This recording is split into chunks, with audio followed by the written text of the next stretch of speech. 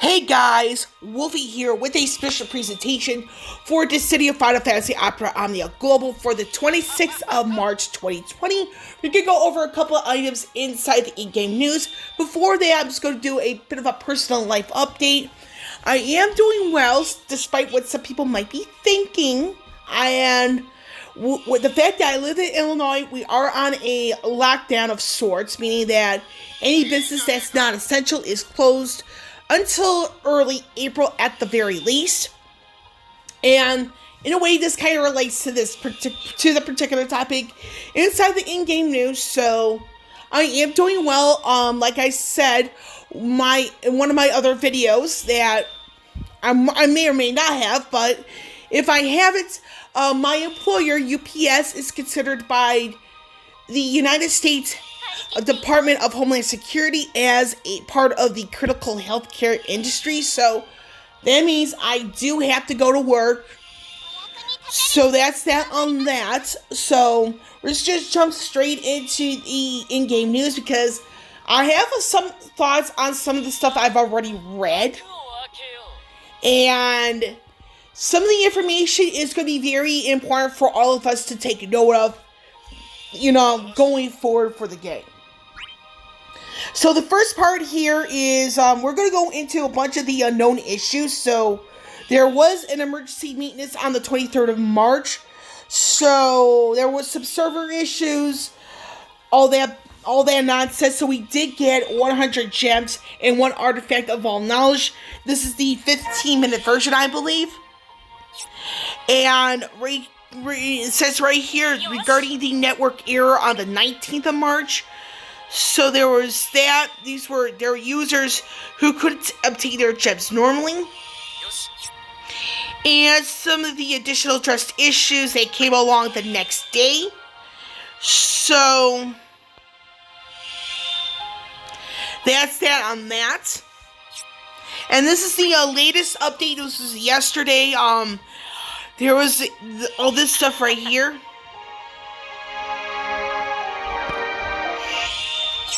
So that's that on that. And now we're going to go into the preview for the Level 70 Awakenings Part 9. This is the 9th wave. I do want to point out there is one more wave of 70 Awakenings coming up.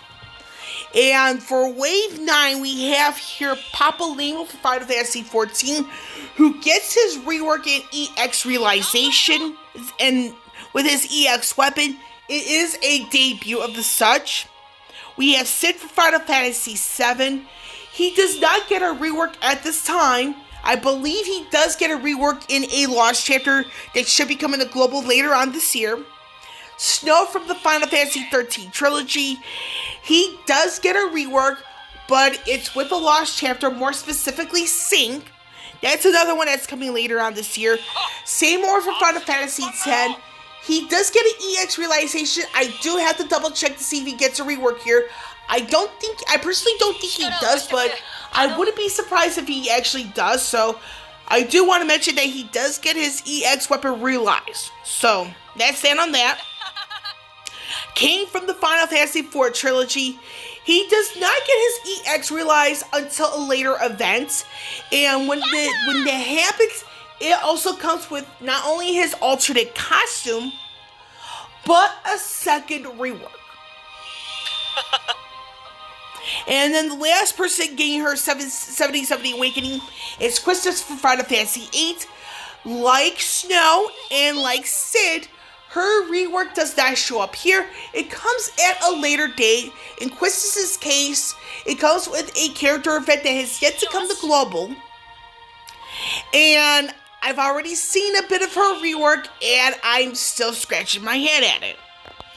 Now, we have here the Cerberus raid. Now, for those of us living in or near the United States, this is coming tonight. Believe it or not. Because the UTC time zone stamps here, you want to definitely translate it to your own local time zone. For me, this comes in at 9 p.m. Central Daylight Time. So that's all good. So this is what we're going to be getting.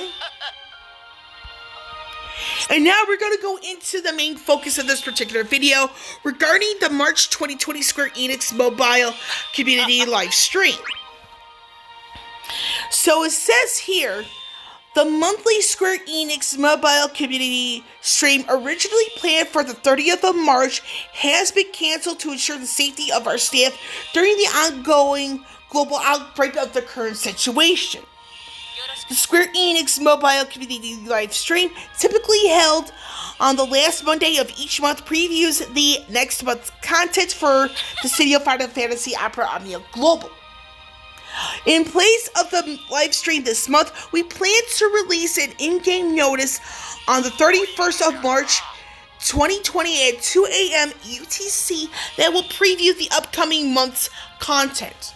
So, before I go any further, we do have to look inside the in-game news as opposed to before. Now, anyway, we are working hard to ensure that the City of Final Fantasy Opera Omnia will continue to operate and release content as usual for you to enjoy in the foreseeable future. Should the situation change, we will do our best to keep you informed. We thank you for playing the City of Final Fantasy Opera Omnia, and we from the project, development, and operations teams wish you all the best in health and happiness during these times. Now, I do have some opinions on this. Some of it is kind of incorrect information from them. Now, the one part I do want to emphasize that it is incorrect. It is right here in the second paragraph. The Square Enix Mobile Community live stream, typically held on the last Monday of each month, previews the next month's content for DFFOO. Though it has been Mondays as of late. However, it hasn't always been on a Monday. Beforehand, and for a while, it was actually held on a Friday. So that is somewhat misleading information from the game. And I should know this a little bit because for the most part, if it was on a Friday, there was no way I could catch it. Now, since they moved it to Mondays, I am actually able to catch it because my personal work schedule is Tuesday through Saturday afternoons/evenings. So I do know for a fact that this is somewhat misleading because being a day one player, I do know that for this particular game, I do know for a fact that they've actually had on Fridays for a while. They've only done Mondays, it's been a little less than a year, so a little correction on that aspect. Now, another point I really want to focus on says in the fourth paragraph over here, says we are working hard to ensure that the City of DFFOO will continue to operate and release content as usual. Should the situation change? Now, this could be a hint, depending on what's going on right now. If it changes, we may see a suspension of content in the game due to reasons beyond Square Enix's control. So this is something we do have to think about a little bit, not a whole lot. So, with that all out of the way, what do I think about all this? Now, like I said, in the second paragraph of this particular notice, it is somewhat misleading information because, again, it has been on, the live streams have been on Fridays in the past. Now, for about a year now, give or take a few months, we have seen these live streams go from Friday to Monday. So it's one of those, it's like, okay, we do kind of know what's going on. So that's that on that. And with the fourth paragraph, it's kind of like there is a real chance that we may not have content for a while. And this actually gives JP a quote-unquote bigger advantage in the sense of they're going to have content, but Global can no longer accelerate to try to catch up. And with the game having to do a in-game notice for April's calendar, this is going to be absolutely necessary for all of us who play the global version of the game to look at the in-game news for once. You can rely on this person or that person for whatever, but this is going to be the instance where you have to look at the in-game news. If you don't, you have no one else but yourself to blame for not looking at the in-game news. This is something I try to emphasize whenever I do these types of videos, is go into the in-game news. Because that is where the official information is from. Now, regarding the possibility that Global might not see content for a while, this is a bit of a reality check. And the whole thing with that accelerated pace, this might prove to Square Enix that they may want to slow down and realize accelerating things was not probably the best method to go. And with the current situation, it forces people to take a step back, get things done the right way. So, with that all out of the way though, is there anything else I want to provide in sense of opinion? Now, the community on Facebook, it's not as good as some people would like to think.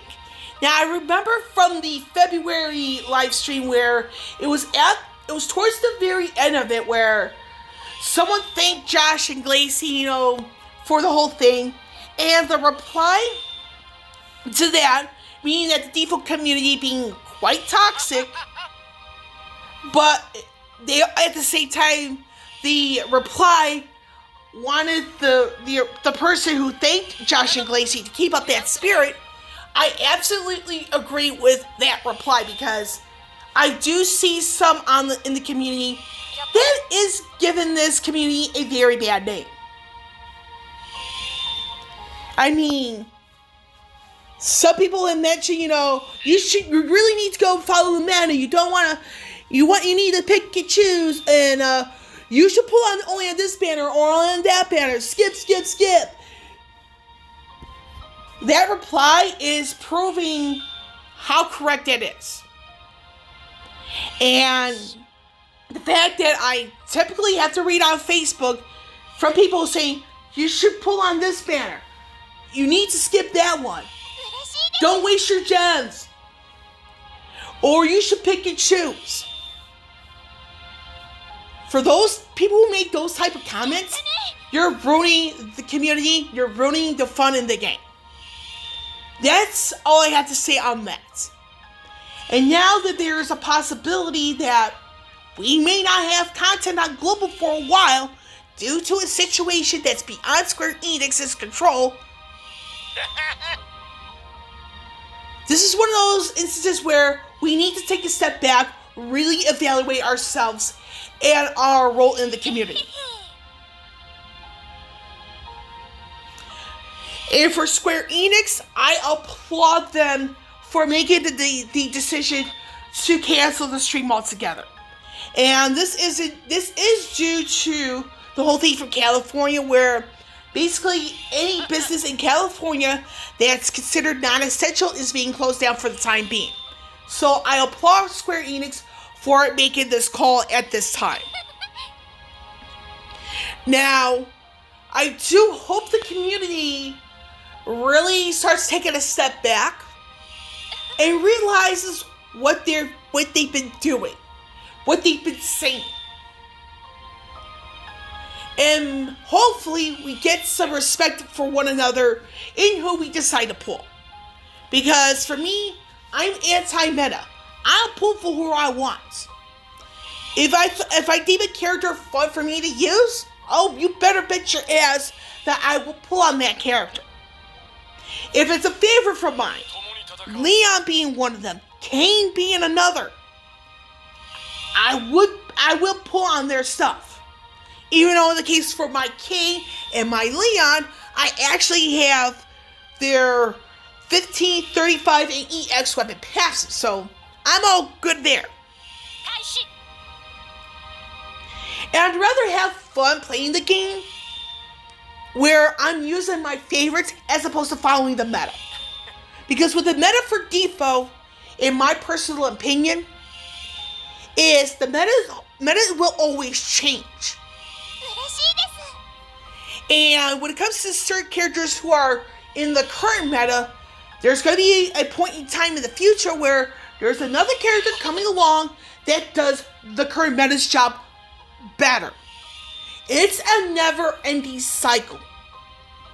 And until those who say only pull on this banner, don't waste your gems on that banner, until they kind of realize that, not many people will want to play this game. And furthermore, the growth will be slow. I mean, part of me, I'm sick of having to go to Google Play, looking at the reviews, and some of the recent ones being quite negative. And some of those reviews that are negative being completely justifiable. So with that out of the way, I'm done. With Wolfie here signing off, I will catch you all on the flip side.